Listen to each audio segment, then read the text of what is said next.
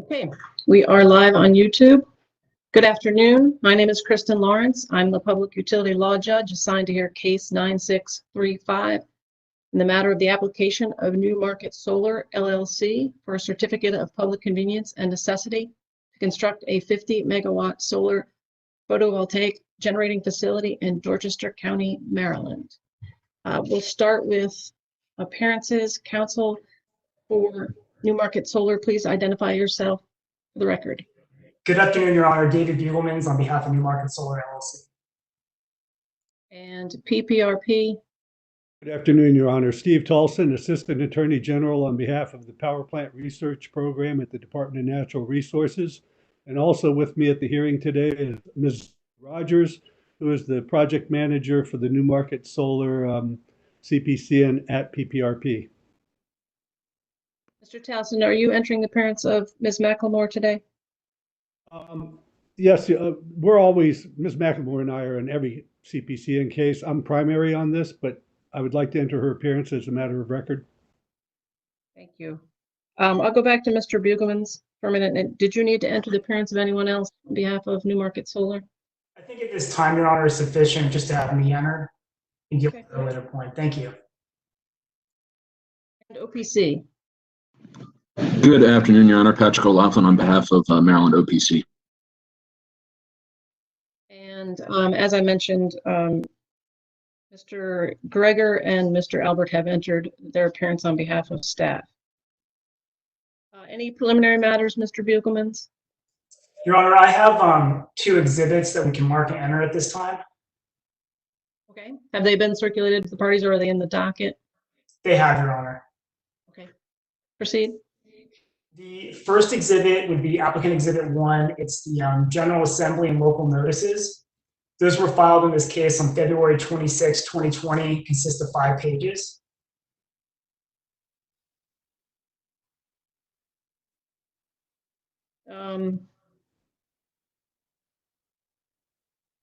I have something that is, I guess, with the cover letter, it's a total of 3, but it's double-sided with the first 2. Is that what you're speaking of? I'm speaking of a filing. It should be a cover letter with, I think it's 3 letters attached, 1 to a town, and then 1 letter to, I think it was one of the representatives from where the project's located, and the other one was the other one. I think the last page is a certificate of service. Okay. What I have dated February 26 for the record, and it's mail log 228807, is the cover letter I think you're speaking of. The certificate of service is on the reverse side of that cover letter. And then the 3 letters follow that. And because the first one's double-sided, it's only a total of 3 pages, the document. I think that's correct, Your Honor. That mail log number is correct. That will be labeled applicant exhibit 1. Okay. Thank you, Your Honor.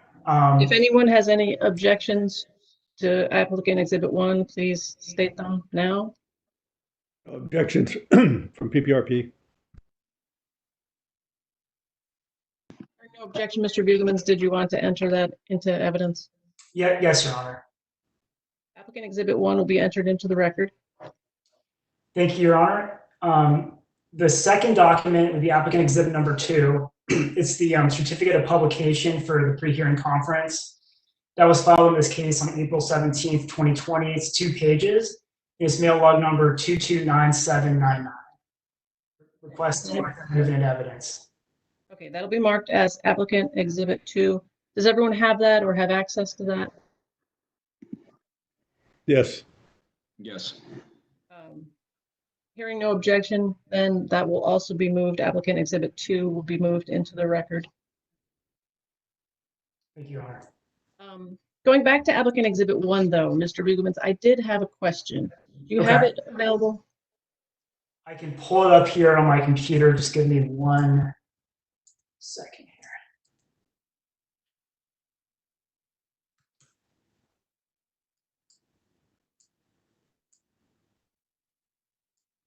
Okay, I have it on my screen. Okay, if you look at the certificate of service, Mhm. You indicate that the notices were sent pursuant to Maryland Public Utilities Article, Section 7207C1, 3 through 4. Mhm. That was my question and why I put in the revised notice to send notices pursuant to sections 2 and 5, if you had not already done so. Maybe you can explain to me why you've only provided notice pursuant to 3 and 4. Is there an overlap?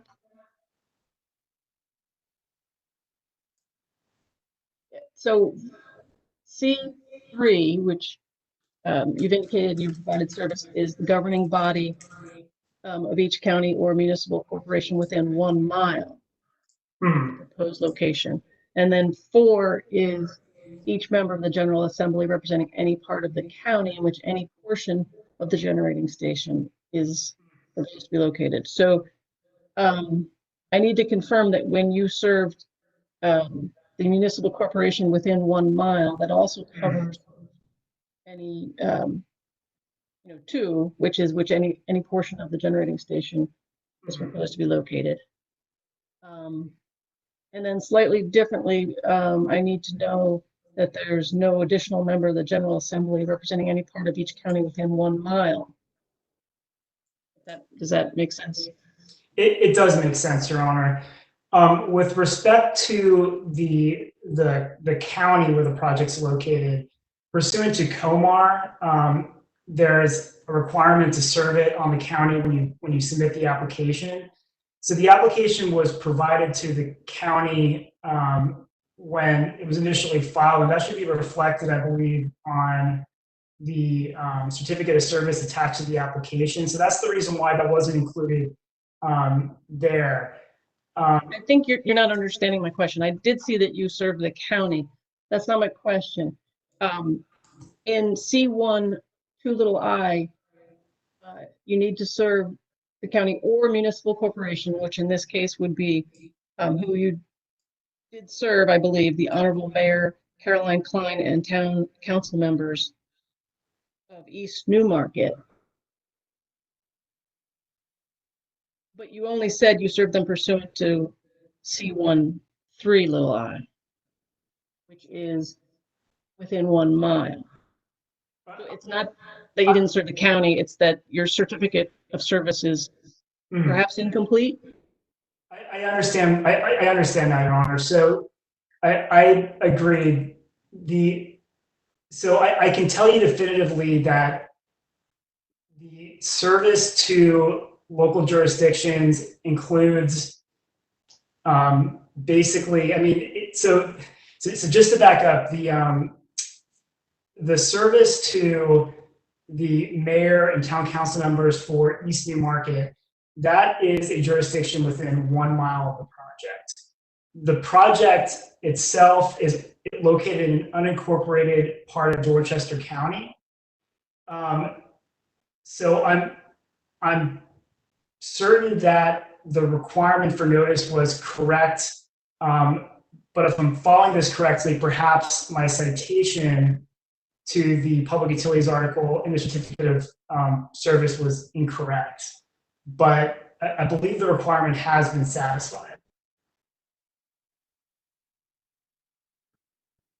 Okay. Sounds like maybe you should just double check compliance with C1 Roman numeral little I. I will double check compliance with all of them. I'll also double check to make sure that there's no counties within a mile, and same with the senators and delegates too. I'll double check everything. Okay, great. I can confirm that I did not receive any emails from any parties wishing to participate today. I also did not receive or see any motions to intervene. Does anyone have any information different from that or know of any motions to intervene? No, Your Honor. Your Honor. No. If any motions to intervene come in subsequent to this hearing, they will be dealt with by written pleading and responses to those written pleadings. I did receive your proposed procedural schedule.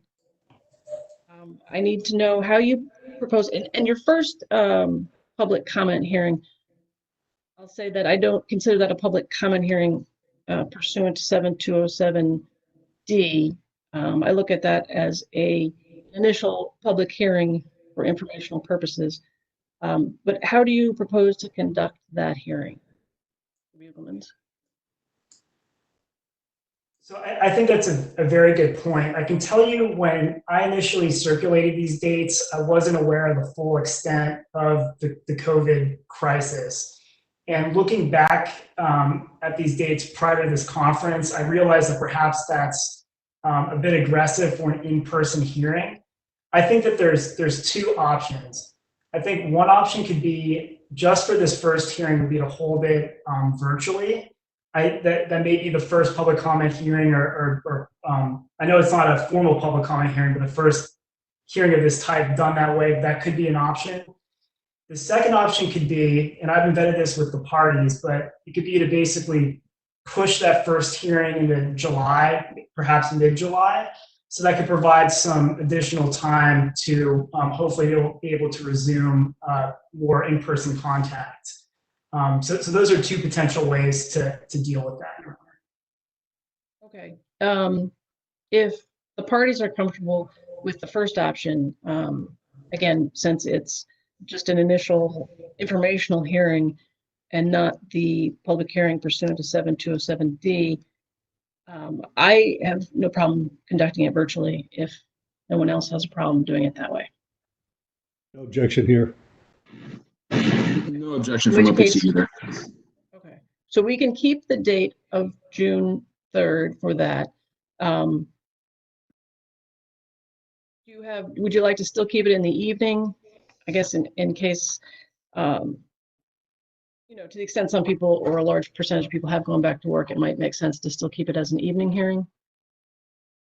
I think that makes sense, Your Honor. Okay.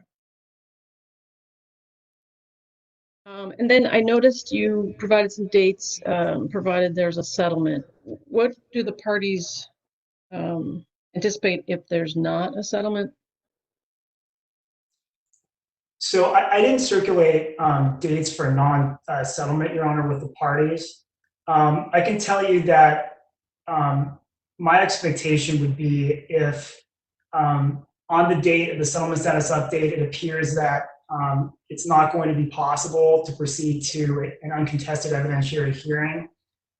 We would have to file a motion with Your Honor requesting a modification to the schedule, and that would likely include reply and rebuttal testimony and perhaps some additional dates for an evidentiary hearing and briefs. So this really is supposed to be just for a settlement type scenario. My only issue with these dates is that if we held the public comment hearing on August 19th, I wouldn't know at that time whether or not the evidentiary hearing was going forward because I wouldn't have received the settlement status update. Mm-hmm. We do like to provide members of the public with the evidentiary hearing date in case they wanted to attend.